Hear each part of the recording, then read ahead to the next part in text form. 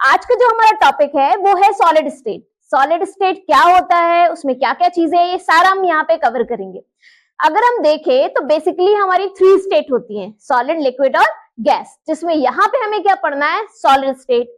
Late me check what is the meaning of solid state. Solid state है क्या? एक ये ऐसी स्टेट होती है जहां पे डेफिनाइट मास होता है, वॉल्यूम आपका शेप, वॉल्यूम शेप सारे कैसे होते हैं, डेफिनाइट होते हैं। Constitute particle have fixed position. इसका क्या मतलब है? इसका यहाँ पे हम देखते हैं कि कॉन्स्टिट्यूट पार्टिकल का फिक्स्ड हमारा क्या है, पोजीशन होती है। तो यहाँ पे हम एक सॉलिड स्टेट के बारे में देख लेते हैं कि है क्या। ये हमारे मॉलिक्यूल्स है, क्या है, हमारे मॉलिक्यूल एटम्स हैं, ये हमारे एटम्स हैं और कुछ इस तरह से हमने इससे पहले पढ़ रखा है। These are the atoms. अब यहां से इसको समझते हैं। सॉलिड स्टेट अगर देखेंगे तो उसका मास क्या होता है, डेफिनाइट होता है, वॉल्यूम हमें पता होता है, constitute particle have fixed position. ये आपके कॉन्स्टिट्यूट पार्टिकल्स है, लेट बी ये Na+ है, these are Cl- Na+, Cl- mean these are the constitute particles. इनकी जो पोजीशंस होती हैं वो कैसी होती है, फिक्स्ड होती है। Strong intermolecular force of attraction. अब इंटरमोलिकुलर फोर्स ऑफ अट्रैक्शन क्या होता है? एटम्स और एटम्स के बीच में लगने वाला जो फोर्स है, it's called your intermolecular force of attraction, जो सॉलिड स्टेट में सबसे ज्यादा होता है इन कंपैरिजन टू लिक्विड और आपका gaseous. Short intermolecular distance. Of course जब इंटरमोलिकुलर फोर्स ऑफ अट्रैक्शन हमारा बहुत अच्छा होगा, कपल्ड होंगे, तो उनके बीच की जो डिस्टेंस होगी बहुत शॉर्टेस्ट होगी, बहुत कम होगी। And incompressible and rigid. अगर किसी भी, लेट आपने एक प्लास्टिक का क्यूब लिया और उसको आप कंप्रेस कर रहे हो, तो क्या कंप्रेस होगा? नहीं होगा, इनकम्प्रेसिबल होता है और कैसा होता है, रिजिड होता है। तो ये हमारी चीज हो गई कि अगर कोई भी पार्टिकल सॉलिड स्टेट में होगा तो उसकी क्या क्या प्रॉपर्टीज होनी चाहिए। अब यहाँ पे हम देखते हैं कि हमारे types of classification of solid state क्या है, कितने टाइप्स के हमारे सॉलिड होते हैं। सॉलिड का बाइफिकेशन आप देख सकते हो। सॉलिड हमारे 2 टाइप्स के होते हैं, एक होता है हमारा क्रिस्टलाइन, सेकंड होता है हमारा अमरफस। क्रिस्टलाइन के कुछ हमारे पार्ट्स हैं। क्रिस्टलाइन में अगर आप देखेंगे, क्रिस्टलाइन सॉलिड 3 टाइप्स के होते हैं, एक होता है आयनिक क्रिस्टल, दूसरा हमारा होता है कोवेलेंट क्रिस्टल और थर्ड होता है मॉलिक्यूलर क्रिस्टल। अगर आयनिक क्रिस्टल की हम बात करें तो आयनिक क्रिस्टल जो हमारे आयनिक बॉन्ड क्रिएट करते हैं। आयनिक बॉन्ड कौन से क्रिएट करते हैं? लेट हमने एक एग्जांपल लिया आयोनिक के लिए Na+ Cl-, ठीक है। वैसे हमारा एग्जांपल क्या हो गया, NaCl और KCl। ऐसे क्रिस्टल जो आयनिक होते हैं वो हमारे क्या हो जाएंगे, ionic crystal. KCl is ionic crystal और NaCl इज आयनिक क्रिस्टल। इस तरह से जो भी आयंस क्रिएट करेंगे। नेक्स्ट हमारा है कोवेलेंट क्रिस्टल। कोवेलेंट क्रिस्टल हमारा क्या होता है? कोवेलेंट क्रिस्टल आपका हो गया जैसे डायमंड, कार्बन और कार्बन के बीच में क्या बनता है, कोवेलेंट बॉन्ड बनता है, this called the covalent crystal. Molecular crystal अगर हम देखें, मॉलिक्यूलर क्रिस्टल हमारा एक एग्जांपल देखते हैं, वो है ड्राई आइस, CO2। नेक्स्ट इसको और कैटेगराइज करके क्रिस्टलाइन स्ट्रक्चर करा गया है। क्रिस्टलाइन स्ट्रक्चर 2 टाइप्स के होते हैं, एक मॉलिक्यूलर क्रिस्टल होता है, सेकेंड हमारा होता है क्लोज पैकिंग। ये बेटा पूरा जितना भी चार्ट आपको दिख रहा है we will discuss in upcoming videos. यहाँ पे अगर देखेंगे मॉलिक्यूलर क्रिस्टल है। अब मॉलिक्यूलर क्रिस्टल में यूनिट सेल्स होते हैं। यूनिट सेल कौन से होते हैं? यहाँ पे SCC होता है, सिंपल क्यूबिक क्रिस्टल, BCC होता है, body centred cubic crystal. Third हमारा क्या होता है, face centred cubic crystal. These are belong to the molecular crystal. If we see the close packing, जब हमें एटम्स मिल जाते हैं, एटम्स की जो पैकिंग होती है on the behalf of unit cell, वो हमारी कौन कौन सी होती है? SC होती है, BCC होती है, SCP होती है हेक्सागोनल क्लोज पैकिंग, और CCP होती है क्यूबिक क्लोज पैकिंग। तो ये हमारा क्लोज पैकिंग हो गई।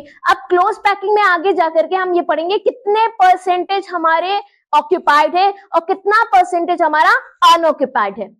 क्रिस्टलाइन स्ट्रक्चर में इनपरफेक्शन इन क्रिस्टल, लाइक आपका जो सॉल्ट होता है कुछ दिनों के बाद कैसा हो जाता है, येलो हो जाता है। तो ये पहले परफेक्शन से इनपरफेक्शन कैसे आया है, वो आयंस या फिर उसके आपके पॉजिटिव आयंस और नेगेटिव आयंस की फ्लक्चुएशन से आया है।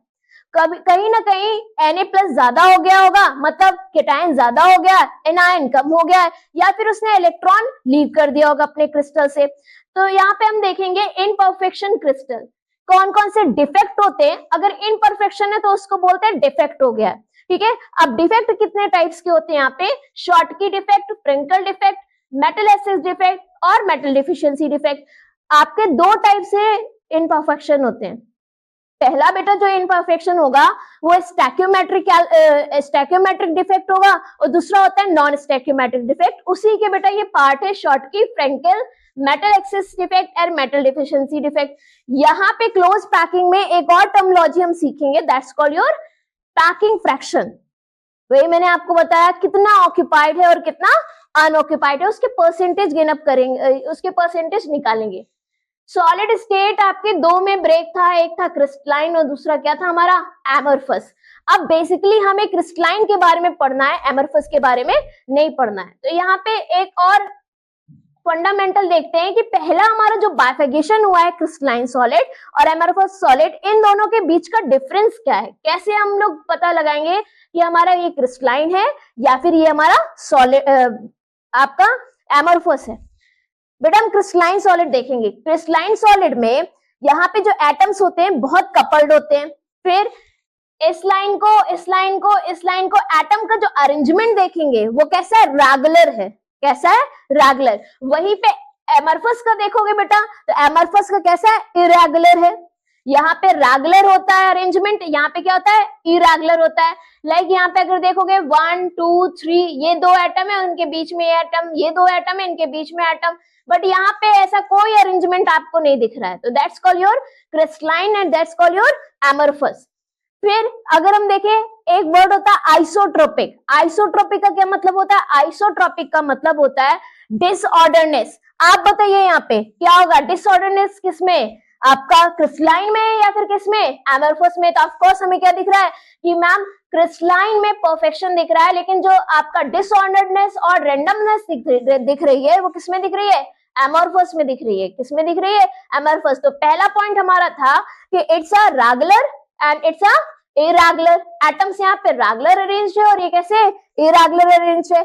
यहाँ पे आइसोट्रोपिक कैसी है, ज्यादा है। ठीक, यहाँ पे आइसोट्रोपिक कम है, रैंडमनेस कहाँ पे ज्यादा है, यहाँ पे ज्यादा है, और यहाँ पे क्या है, बहुत कम है इन कंपैरिजन टू दिस। तो ये कुछ हमारे दो हमारे बाइफिकेशन हो गए। अब थर्ड सुनिए, शार्प मेल्टिंग पॉइंट। हमने क्या बोला आपसे, शार्प मेल्टिंग पॉइंट। तो what is the meaning of sharp melting point? Sharp melting point क्या होता है, शार्प मेल्टिंग पॉइंट का मतलब है अगर क्रिस्टल हमारा 300 डिग्री सेंटीग्रेड पे मेल्ट हो रहा है, उसमें बोला गया है कि 300 डिग्री सेंटीग्रेड पे आपका ये जो क्रिस्टल है वो मेल्ट हो जाएगा, तो वो बेटा 300 डिग्री सेंटीग्रेड पे ही होगा, वो 299 डिग्री सेंटीग्रेड पे नहीं होगा। बट एमरफस की अगर बात करी जाए तो एमरफस हमारा 295, 296 मतलब शार्प मेल्टिंग पॉइंट नहीं होता है, बट यहाँ पे कैसा है, शार्प मेल्टिंग पॉइंट होता है। तो थर्ड हमारा क्या हो गया, crystalline have a sharp melting point in comparison to amorphous, but amorphous does not have sharp melting point. Clear? कुछ यहाँ पे और बाइफिकेशन देखते हैं कि कैसे कैसे हम एमरफस और क्रिस्टलाइन को डिफाइन कर सकते हैं। फर्स्ट पॉइंट है irregular pattern of ions. Ions का जो पैटर्न होगा, आपका एटम्स का जो पैटर्न होगा, कैसा होगा बेटा, इरेगुलर होगा। क्रिस्टलाइन का अगर हम देखेंगे तो क्रिस्टलाइन का कैसा होगा, रेगुलर होगा। कैसा होगा, रेगुलर होगा। अरेंजमेंट जो है हमारा क्या है, आपका सॉलिड है, आपके पास कंपाउंड है, कंपाउंड में एटम्स हैं, एटम्स आपके कैसे होंगे, रेगुलर अरेंजमेंट होंगे और रिपीटेड होंगे। कैसे होंगे, रिपीटेड होंगे। यहाँ पे melt over a range of a temperature, it's called sharp melting point. कैसा है, sharp. You have to be ना आइडिया शार्प मेल्टिंग पॉइंट की। अगर 300 डिग्री सेंटीग्रेड पे बोला गया है कि ये मेटल हो जाएगा, मेल्ट हो जाएगा, तो आपका क्रिस्टलाइन आपका उसी पे ही होगा, 300 डिग्री सेंटीग्रेड पे ही होगा, वो हमारा 295, 296 पे नहीं होगा। बट ऐसा ये नहीं है, तो amorphous does not have sharp melting point. Now no definite heat fusion, लेकिन इसमें डेफिनाइट हीट फ्यूजन आपका कैसा होता है, डिफाइन होता है, इसमें हीट फ्यूजन डिफाइन नहीं होता है, ठीक है। लाइक आपका एमरफस ग्लास, ग्लास को ही क्या बोलते हैं, स्यूडो सॉलिड, क्या बोलते हैं, स्यूडो सॉलिड। यहाँ पे क्या है, लाइक अ डायमंड, एग्जाम्पल कैसा है, diamond. Called isotropic means amorphous has a lot of disorderness in comparison to crystalline। Crystalline में डिसऑर्डरनेस, रेंडमनेस नहीं है, सारे कैसे अरेंज है, रेगुलर अरेंज है। अब यहाँ पे एक बार और हम देख लेते हैं कि कैसे इनको और अच्छे से डिफाइन कर सकते हैं।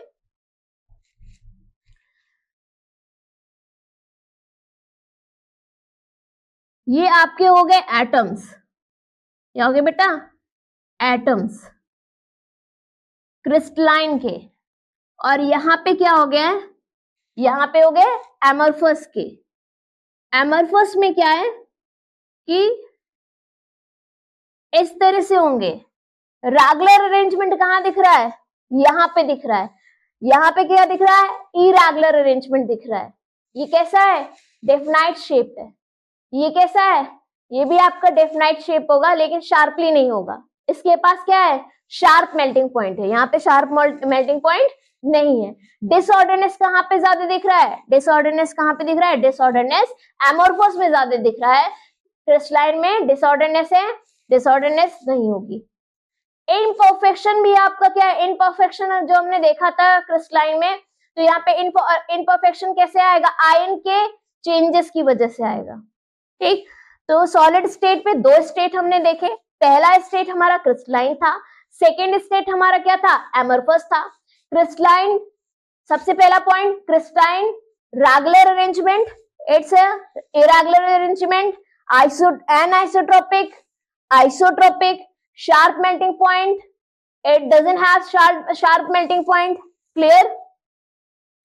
यहाँ पे रेंडमनेस क्या होगी, ज्यादा होगी, यहाँ पे रेंडमनेस कम होगी। एग्जाम्पल की बात करें तो एग्जाम्पल क्या है हमारा, डायमंड हो गया, और यहाँ पे क्या हो गया, ग्लास हो गया। ग्लास हमारा क्या होता है, ग्लास को क्या बोलते हैं, कभी कभी आ जाता है स्यूडो सॉलिड बोलते हैं, क्या बोलते हैं ग्लास को, स्यूडो सॉलिड। अब एक हम लोग बहुत यहां से ही आपका समझ लीजिए, आपको समझना स्टार्ट करना है स्पेस लैटिस क्या होता है और क्रिस्टल लैटिस क्या होता है। अभी हमने एक अरेंजमेंट देखा था, वो अरेंजमेंट हमारा क्या था, वो अरेंजमेंट हमारा कुछ इस तरह से था। ये आपके एटम्स हो गए,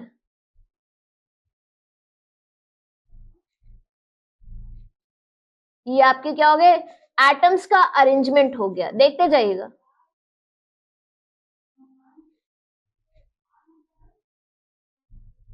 ठीक, एटम्स के बीच में क्या हो गया, सेंटर्स। अगर इन एटम्स का 3 डायमेंशनल अरेंजमेंट देखा जाएगा, इसी को क्या बोलते हैं, लैटिस बोल देते हैं। क्या बोल देते हैं हम लोग, लैटिस बोल देते हैं। तो what is the meaning of lattice, space lattice क्या होता है, स्पेस का मतलब क्या होता है, 3D। The crystal lattice is the symmetrical 3-dimensional structure arrangement of atoms, ions और molecules। Atoms, ions और molecule को आप normally क्या लिख सकते हो, constitute particle inside a crystalline solid।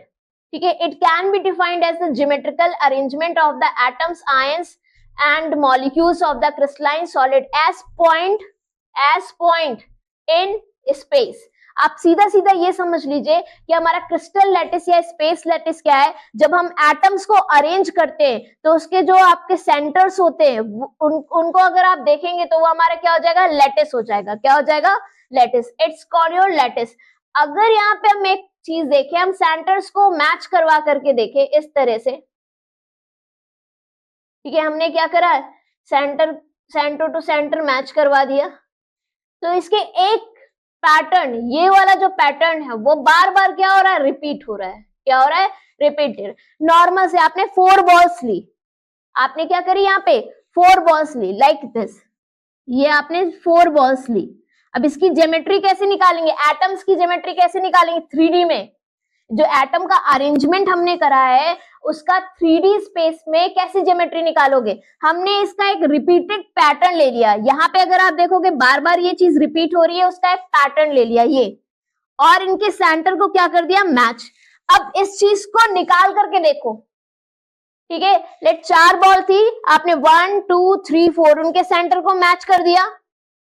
तो यहाँ पे देखो x और y, कितने एक्सेस है, x है और y है, ये आपकी x हो गई, ये क्या हो गई y। इसी को z में लाना है, इसी को क्या करना है, यहाँ से z में लाना है, इसको बाहर निकालो तो क्या हो जाएगा, 4 बॉल आपके इस तरह से अरेंज है, उसके ऊपर क्या हो जाएगी 1 2 3 4 4 बॉल और। अब सारे सेंटर मैच करके इमेजिन करो कैसा आएगा हमारा वो शेप, कैसा आएगा वो शेप आएगा आपका क्यूब। कैसा आएगा, क्यूब आएगा। लाइक आपने 4 बॉल्स ली, उनको अरेंज करा 2D में, तो क्या आ रहा है, स्क्वायर आ रहा है।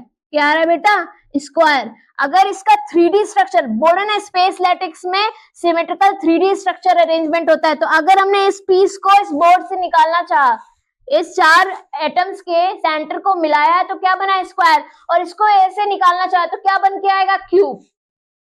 क्या बन के आएगा, क्यूब, क्योंकि हमें सारी स्टडी किस पे क्या करनी है, आपकी क्यूबिक स्ट्रक्चर पे करनी है। किस पे करनी है, क्यूबिक। तो यहाँ पे एक हम आपको डायग्राम इसी पैटर्न का समझा करके दिखाते हैं। ये हमने ले लिया अपने एटम्स, ये 4 एटम्स ले लिए और इनको मैच कर लिया।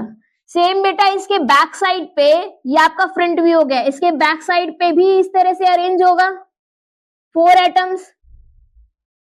क्लियर। अब इस सेंटर को मिला दो, इस सेंटर से इस सेंटर को मिला दो, इस सेंटर से इस सेंटर को मिला दो, इस सेंटर से इस सेंटर को मिला दो, इस सेंटर से। अब ये स्ट्रक्चर बाहर की तरफ ले आओ, ठीक है। कैसा दिख रहा है, क्यूब। कैसा दिख रहा है, क्यूबिक। ये आपको 2D में, ये बोर्ड कैसा है, 2D है, तो 2D में आपको कैसे दिख रहा है, क्यूबाइड, आपका 2D, सॉरी, ये 4 एटम से इनको मैच करा। मैच करने के बाद अगर देखोगे तो स्ट्रक्चर कैसा दिखेगा, क्यूब स्ट्रक्चर होगा। कैसा होगा, क्यूबिक होगा। ठीक, तो हमने यहाँ पे देखा कि स्पेस लैटिस क्या होता है या हमारा क्रिस्टल लैटिस क्या होता है। क्रिस्टल लैटिस या स्पेस लैटिस एक सिमेट्रिकल 3D स्ट्रक्चर होता है कॉन्स्टिट्यूट पार्टिकल का। और 3D स्ट्रक्चर को जब हमने यहाँ पे एनालाइज करा है, तो एनालाइज करने के बाद वो जो एटम्स है उनका अरेंजमेंट करने के बाद 3D स्पेस पे हम लाए। ये कैसा है, 2D स्पेस है, ये कैसा है, 3 डायमेंशन में आपको बनाया है। 3 डायमेंशन में बना करके देखा है, तो अगर हम इस पैटर्न को सीधे ले आए तो क्या हो जाएगा, क्यूब हो जाएगा। कैसा हो जाएगा, क्यूब। तो आपको पूरी सॉलिड स्टेट में कैसा हमारा परफॉर्मेंस रहेगा, किसके बेस ऑन रहेगा, क्यूब में। अब हम थोड़ी थोड़ी चीजें ये सीखेंगे कि भाई जो क्यूब है हमारा, उसकी क्या प्रॉपर्टीज रहती है। यहाँ पे आपको समझाने के लिए एक डायग्राम डाल रखा है मैंने। क्या करा है, यहाँ पे बहुत सारे आपके क्या दिख रहे हैं, सेम वही पैटर्न दिख रहा है कि आपके कॉन्स्टिट्यूट पार्टिकल्स है। उन कॉन्स्टिट्यूट पार्टिकल में आप रिपीटिंग पैटर्न देखोगे 3D स्पेस में, तो कैसा दिखेगा, क्यूबिक दिखेगा। कैसा दिखेगा बेटा, क्यूबिक दिखेगा। अब क्यूब के बारे में हम देख लेते हैं कि क्या क्या चीजें हैं। यहाँ पे हम इंडिविजुअल एक क्यूब बना करके आपको दिखाते हैं, और क्यूब में छोटी छोटी चीजें हम देख लेते हैं, क्योंकि हमारा नेक्स्ट जो लेक्चर होगा विच इज डिपेंड ऑन कि हमें भाई छोटे पैटर्न्स पता होने चाहिए, क्यूब पता होना चाहिए आपको। ठीक, तो यहाँ पे एक 3D बना करके देखते हैं।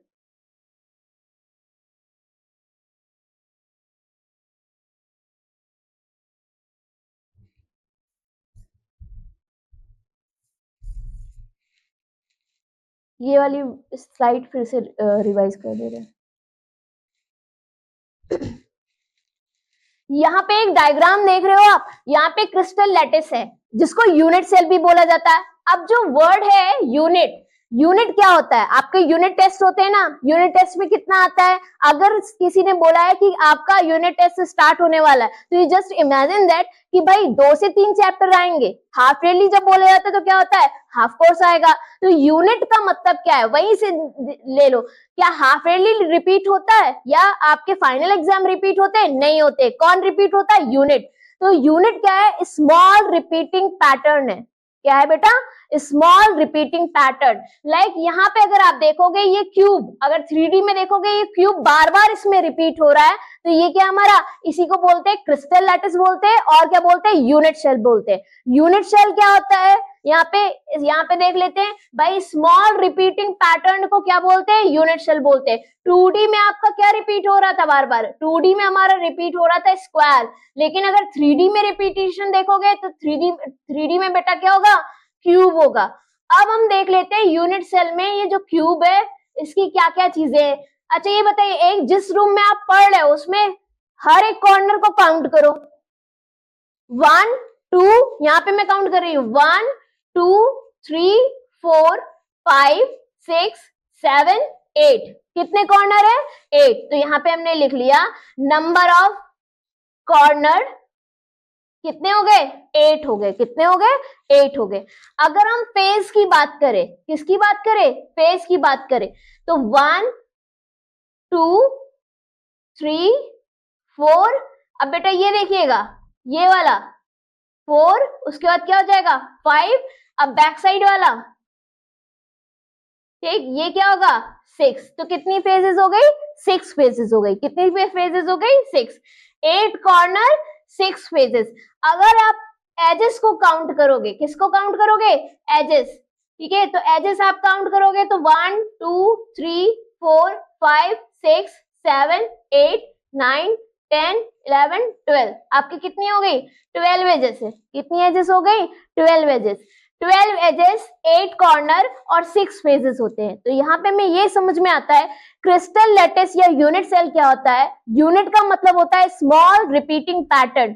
बार बार क्रिस्टल के अंदर एक ही रिपीटिंग पैटर्न आ रहा था, वो आ रहा था 2D में अगर आप देखोगे स्क्वायर, और 3D में हमारा क्या आ रहा था, क्यूब। क्यूब में कितने कॉर्नर होते हैं, 8, कितने हमारी एजेस होती है 12, और कितने फेजेस होते हैं, 6 फेजेस होते हैं। अब यूनिट सेल का जो बाइफिकेशन है, और यहाँ पे यूनिट सेल कितने होते हैं, उसकी रेडियस, उसका एज लेंथ कैसे निकालते हैं, वो सारा हम नेक्स्ट वीडियो पे देखेंगे।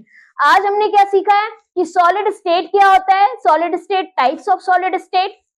आपका एक होता है क्रिस्टलाइन और दूसरा कैसा होता है, एमरफस। क्रिस्टलाइन में क्या हमारा था, रेगुलर अरेंजमेंट था, हमारी शार्प मेल्टिंग पॉइंट थी, एनआइसोट्रोपिक था। जस्ट अपोजिट हमारा किसमें था, एमरफस में था। एमरफस में इरेगुलर अरेंजमेंट था। सेकेंड हमारा क्या था, आपका आइसोट्रोपिक इन नेचर था, ठीक है, और शार्प मेल्टिंग पॉइंट नहीं था, ठीक है। अब हमने एमरफस और क्रिस्टलाइन हटाने के बाद एक पैटर्न लैटिस देखा। लैटिस क्या होता है, बस 3D स्पेस में अरेंजमेंट आप देखोगे कॉन्स्टिट्यूएंट पार्टिकल का, उसको ही बोल देते हैं क्रिस्टल लैटिस। और रिपीटिंग पैटर्न जो हो रहा है वो आपका क्या बन जाएगा, यूनिट सेल। क्या बन जाएगा, यूनिट सेल। आज की वीडियो लेक्चर में हमने देखा सॉलिड स्टेट क्या होता है, classification of solid, space lattice क्या होता है, यूनिट सेल क्या होता है, ये सारा हमने आज की वीडियो में कवर कर लिया। नेक्स्ट वीडियो में हम ये देखेंगे यूनिट सेल, और यूनिट सेल के कितने टाइप्स होते हैं, एससीसी, बीसीसी और एफसीसी, ईसीसी, ये सारा हम कवर करेंगे। तब